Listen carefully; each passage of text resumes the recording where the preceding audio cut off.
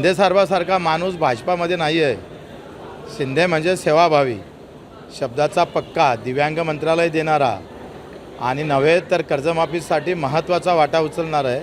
म्हणून आमची चाहत वाढली। चाहत वाढल्यामुळं विचारासोबत आमचं मन जुळलेलं आहे, लक्षात घ्या।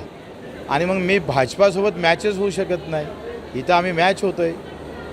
तर काही हिंदी भाषिकांना जाही येत असेल तर त्यांनी मराठी शिकलं पाहिजे, थोडं किमान थोडं तरी।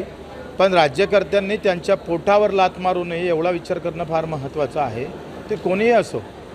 मला तर असं वाटतं का महाराष्ट्राची भूमी विश्वाचा विचार करणारी असली पाहिजे। अख्ख्या विश्वाचं माझे माहेर घरं असं संत ज्ञानेश्वरानं आम्हाला सांगितलं। त्याच्यानं मानवामधलं युद्ध नाही तर खऱ्या अर्थानं मुद्द्याचं युद्ध निर्माण करून मानवता निर्माण करता आली पाहिजे।